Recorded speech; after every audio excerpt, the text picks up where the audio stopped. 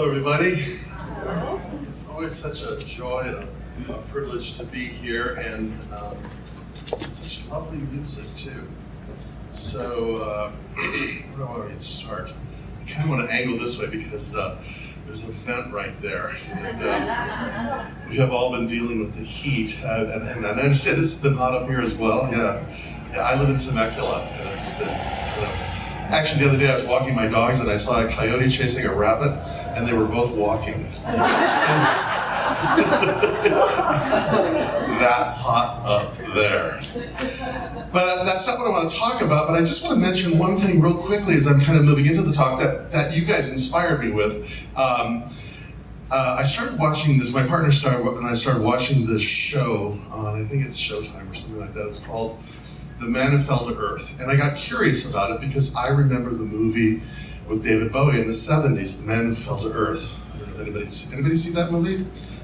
Wild, movie, surreal. Anyway, so that intrigued me. But, and I wasn't gonna say anything except that it's got me in this contemplation hearing you guys. So there's this show on right now, and the main character said something because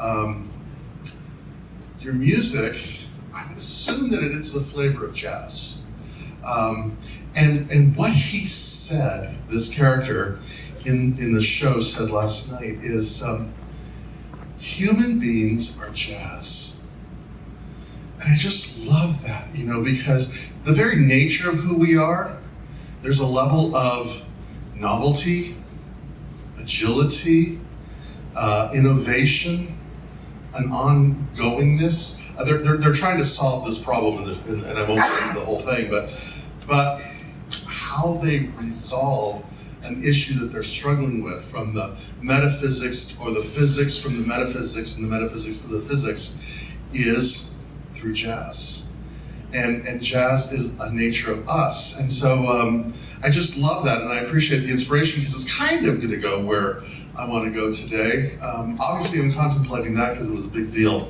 But there's been a couple other things that have just been sort of sitting on my mind that the last couple weeks that I want to share, that just kind of going on with this. So the first is this, is how many of you are watching the films or the videos that are coming off the Webb telescope? They're pretty remarkable, are they not? And what I love about this is that what the scientists who are working on this, caveat, I am not a scientist, but what the scientists are saying is, our whole concept of the laws of physics, how we understand them, are all negotiable right now. Everything is kind of up for grabs. And I love that idea because this is the essence of true science. Candace Pert, who was in What the Bleep Do We Know, she had this wonderful thought, or this statement she made several years ago in the film, where she says, if science teaches us anything, it is this, that everything that we regard as true is eventually proven false. And that's the essence of science, right? We know this now, but now we have new information, and we're going to sort of readjust how we know things. It's the difference, I think, between an agile mind, an agile philosophy or religion, or a redundant or philosophical, or a fundamentalist one, right? Because if you think in terms of many set teachings, they sort of demand that our physics conform to our metaphysics. But if we have this capacity to be like jazz, to be like, to be innovative, to be agile, novel, something remarkable begins to happen within our own mind and how we begin to organize and change our life. So that's one thing that's just sort of marinating with me these days. And the other things came from an article, an op-ed in the Washington Post a couple weeks ago.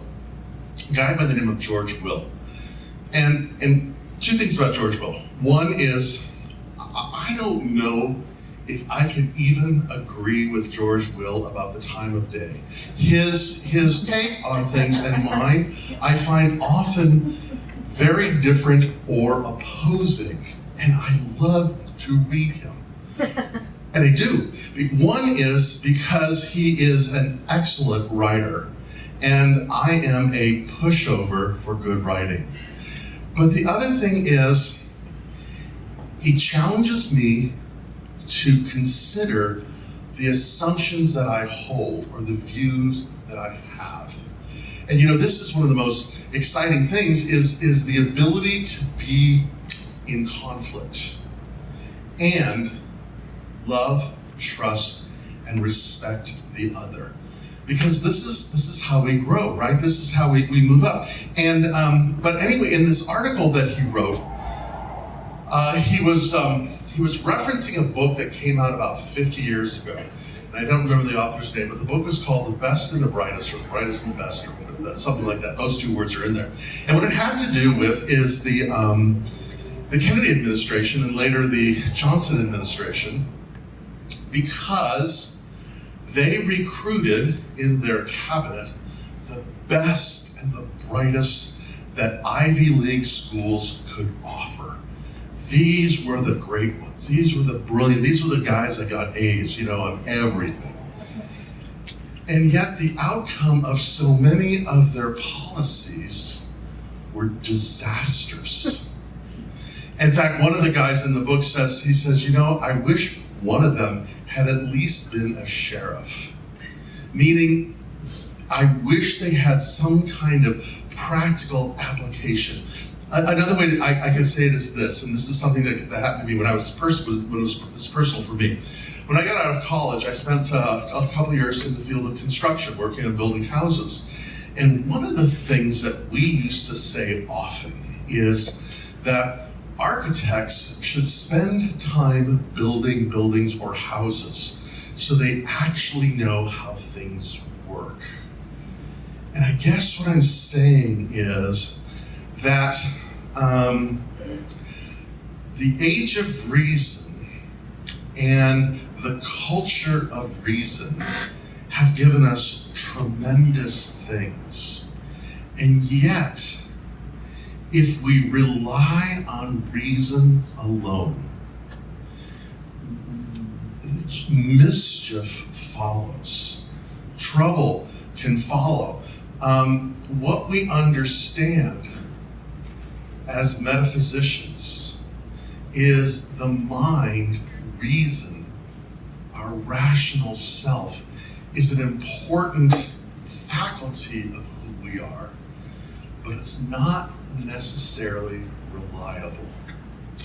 What we have sort of sacrificed from the age of reason forward is the capacity to lead with the heart and to understand what it means to feel connected. Paul Ricoeur, the philosopher, says this. He says, in our age, in our post-colonial imperial age, the idea of truth has become competitive. I have the truth, you don't have the truth. What is true? This is true, I have it. And so truth can almost be like a cudgel. And he says, rather than seeking the truth, seek the beautiful. Because the beautiful is inclusive. It draws us in. It opens us. It brings us to a level of amazement and wonder and awe. Kind of like what's happening as we are looking into the starry world through these telescopes. Reason built the telescope, but it is amazement and wonder and awe that is beginning to point the way to expand our knowledge and our way of being, yes? And I think that that's so important. I know that it's important for me personally, as I had my 69th birthday last Saturday. I again, going back to jazz, if I knew I was going to live this long, I'd have taken better care of myself. But, so I'm at a crossroads. The center that I serve and love very deeply, we are at a crossroads. I know you guys are at a crossroads. Our nation's at a crossroads. And who am I fooling? The entire planet is at a crossroads. And is reason the right way to lead us forward? Manly P. Hall, in the opening of his seminal book, The Secret Teachings of All Ages, writes this: philosophy is the science of estimating values. Philosophy is the science of estimating values. In other words, it's all about proportions. It's not a one size fits all. What is good for me may not necessarily be the best for you. And what is happening here, in order for there to be balance, doesn't necessarily mean that it's the exact same thing there. You know, the beauty, if you look at the major religions and philosophies in the world today, and I kind of lean towards the whole Aldous Huxley's perennial philosophy, that there's something innate in us. You know, again, going back post-enlightenment, here's a digression. Going back we've come to a modern psychology that says what? You know, that we are born with a blank slate and then we're impressed upon. I challenge that. Because we're born with a soul.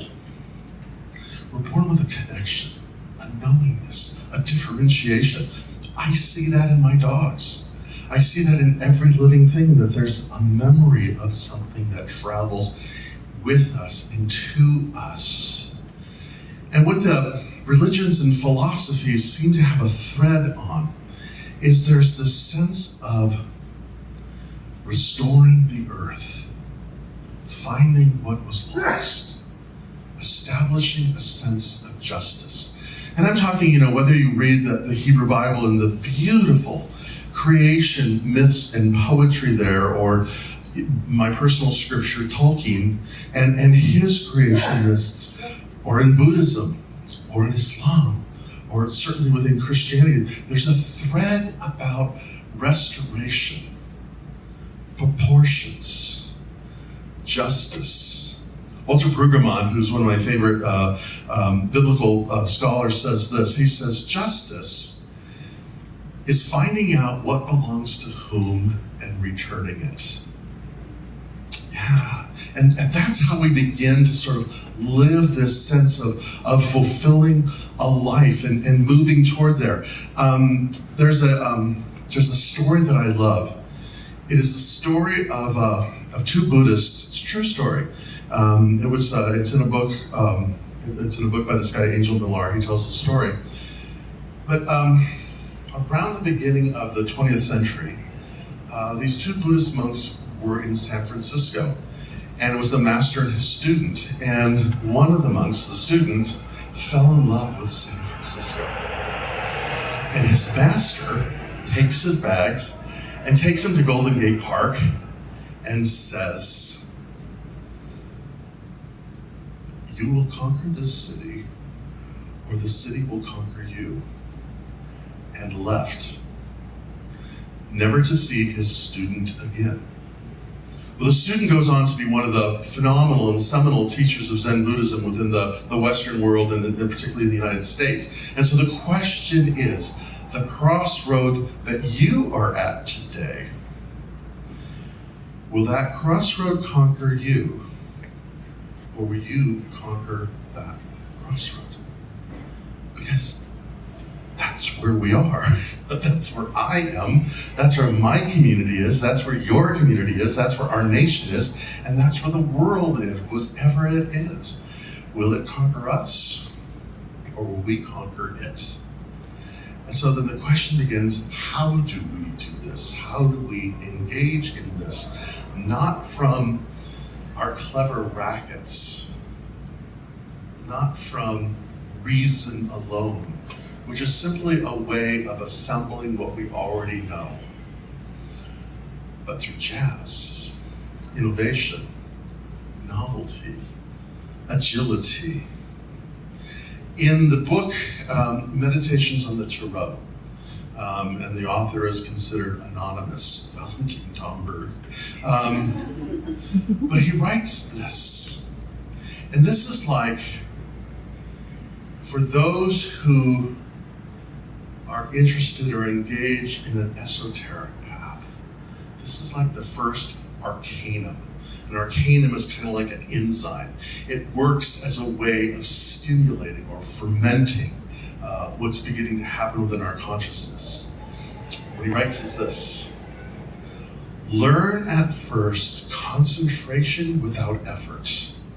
Transform work into play. Make every yoke that you have accepted easy, and every burden that you carry light. Isn't that paradoxically beautiful? There's not a word of truth in it. But it's beautiful. It's reminiscent to what the great master teacher Jesus says, right? My yoke is easy, my burden is light. But it's how we engage in that sort of that lambda state of finding that proportion, that place, that fulcrum within our own life to concentrate without efforts, to transform our work into play. Pablo Picasso said that. Pablo Picasso used to say, when I play, I work, and when I work, I play. And all of us have had those moments, right? When we're engaged in something that's taking everything in us, and we're exhilarated. And we've had to do something that we just hate to do, and it takes us hours, and we're exhausted. You know, so it's the finding that sense of and shifting, of turning our work into play, and accepting every burden that we carry, or every yoke that we carry as easy. Our burdens are light. I was thinking about that the other day with this friend of mine. I had breakfast with him. He's in his probably early 40s. He's even in his 40s yet. I don't think that he is. He's probably in his middle 30s. But in either case, we were having breakfast, and he just bought a house that was built in 1931. And let me give a caveat about this guy too. He's like a total computer nerd. He's like the kind of guy that spends most of his time online, and he's a genius and he's brilliant, and he's doing that. And he's redoing his entire house. Last weekend, he was gonna go under the floorboards of his house and start working on floor joists. And I was like, what do you know about floor joists? Not a thing. Not a thing. But I know how to find YouTube. And he's been doing this bit by bit, step by step. Now, David, what's going on? You know, because my philosophy is money will fix it. And he's like, no, I've saved probably 60 grand so far. Because he's slowly doing this. In the house in 1931, there are not two corners that are even. There's not one part of the floor that's balanced, and he's engaged. But what he says is this. He says, I am creating a beautiful home for my children. And I love this. I think about this when I'm doing the things that I'm doing, when I'm learning something new, when I'm engaged in this. He says, I could spend my weekends, streaming Netflix and kind of doing nothing. Doing this. And it got me thinking because, again, being a student of esotericism, the occult, being a student of the Tarot, what I understand, the first principle, the thing to begin, the words that will free you, I promise you, are these words. I don't know. I don't know. when I get down to write, or when I'm beginning my creative process, it usually begins with cleaning the office and walking the dogs and doing laundry, whatever other things I need to do. They say that about writers, you can always tell when a writer's on a deadline because the house is never cleaner.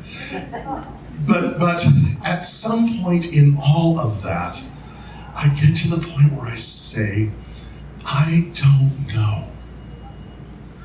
And that's the creative process. So again, think of the crossroads that you are in your life right now. Just think about it right now. And then say to yourself, quietly to yourself, I don't have a clue. I don't know. Isn't that freeing? Because what it does is it makes us curious, not judgmental. It makes us teachable. It's Zen mind, beginner's mind. Because if we think we know, or if we think we're supposed to know, or we have to know, or whatever the case may be, then we're limited. But if we can be open, then we're teachable. Again, going back to the beautiful creation myths in the Hebrew Bible, in the beginning created God the heavens and the earth. And the earth was without form and void, chaos. And the Spirit of the divine brooded upon the waters. And this is where creation happens. What the mystics teach us is that creation takes place in chaos. It is in that sense of unknowingness that we are lured, inspired. We can let go of the need, and we can become teachable. And when we become teachable, we can then begin to hear the voice of the divine. But if we keep telling God how it's supposed to be and what God is supposed to do, then we're limiting infinite potential and collapsing it into one thing that may not work or fit, kind of like our laws of physics. They can only take us too far until we get to the point where we say, man, I don't have a clue. And then new things begin to happen. Frederick Buechner writes this. He says, "It seemed to me then, and it seems to me still, that if God speaks to us at all in this world, if God speaks anywhere, it's into our personal lives that God speaks. That the divine speaks in our personal lives, and we open that channel by being open to it." I remember when I was a kid, we were like the first, I think, on our block to get a color TV. And not only did we get a color TV, this is like decades before cable, so in any form or another. We had an antenna on our roof. You guys remember antennas? Of course you guys remember antennas. And we had this great, man, I thought we were the Jetsons. We had this big dial in our living room, and you turned the dial and you heard and you watched the TV, and it would be all statically and snowy and shadowy, and then it got clearer and clearer and clearer and clearer and clearer until it dialed right in, right? And then if you turned it a little bit, it went from clear to foggy. And that's kind of like what I'm talking about. It's that dialing in to that living presence that's wanting to speak to us. And it has to happen that we have to clear the channel by saying, man, I'm open, I don't know. And what I believe is that the divine speaks to us in a lot of ways, but I'm going to offer you three to consider. There's a book called The Magic Mall, a lovely little book.